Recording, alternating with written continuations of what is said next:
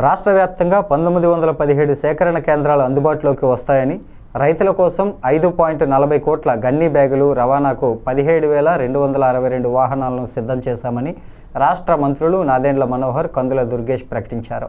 రైతు ఖాతాల్లో 48 గంటల్లోనే నగదు జమ చేస్తామని వివరించారు. రైతుల సంక్షేమమే ధ్యేయంగా కూటమి ప్రభుత్వం రబీ ధాన్యం సేకరణకు అన్ని ఏర్పాట్లు పూర్తి చేసిందని రాష్ట్ర పౌర సరఫరాల శాఖ మంత్రి నాదెండ్ల మనోహర్, పర్యాటక శాఖ మంత్రి కందుల దుర్గేష్ సంయుక్తంగా ప్రకటించారు. నిడదవోలులోని మంత్రి క్యాంపు కార్యాలయంలో జరిగిన మీడియా సమావేశంలో వారు మాట్లాడారు. ఖరీఫ్ సీజన్ను కూటమి ప్రభుత్వం అత్యంత విజయవంతంగా ముగించిందని మంత్రులు తెలిపారు.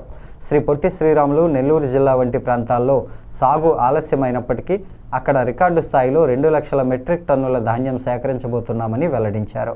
ఇదే ఉత్సాహంతో రబీ సీజన్లోనూ అడుగులు వేస్తున్నట్లు పేర్కొన్నారు. రేపటి నుంచే ధాన్యం సేకరణ ప్రారంభించబోతున్నామన్నారు. గతంలో జరిగిన పొరపాట్లకు తావు లేకుండా పనిచేస్తున్నామని చెప్పారు. మంత్రి దుర్గేష్పై మంత్రి నాదెండ్ల మనోహర్ ప్రశంసల జల్లు కురిపించారు. ఆయన పనితీరు చాలా బాగుందని అభినందించారు. 100% రైతాంగానికి ఈ ఖరీఫ్లో ఏ విధంగా చేశామో రబీలో కూడా మేము 24 గంటల లోపే డబ్బులు చెల్లిస్తాం. దానికి అన్ని విధాలుగా మేము సిద్ధమయ్యామని ఈ సందర్భంగా తెలుపుకుంటూ, మా ప్రత్యేకమైన టార్గెట్ ఈ రబీ మాసానికి 23 లక్షల మెట్రిక్ టన్నుల ధాన్యం కొనుగోలు చేయడానికి మేము సిద్ధమయ్యాం.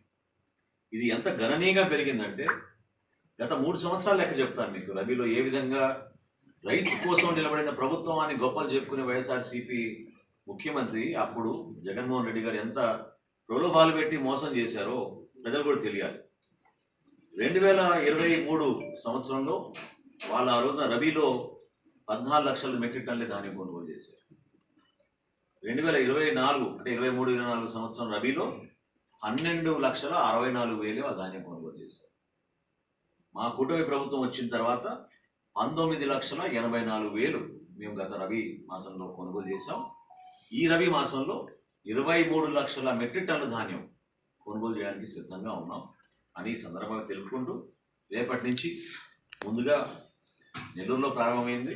మన ఉభయ గోదావరి జిల్లాలో కూడా మనం ఈ విధంగా ధాన్యం కొనుగోలు కేంద్రాలు సిద్ధం చేసుకుని, ఆ కేంద్రంలో ఉన్న 3 సిబ్బంది, ఒక డేటా ఎంట్రీ ఆపరేటర్, ఒక విలేజ్ అగ్రికల్చర్ అసిస్టెంట్, అదేవిధంగా ఒక 100% రైతాంగానికి ఈ ఖరీఫ్లో ఏ విధంగా చేశామో రబీలో కూడా మేము 24 గంటల లోపే డబ్బులు చెల్లిస్తాం.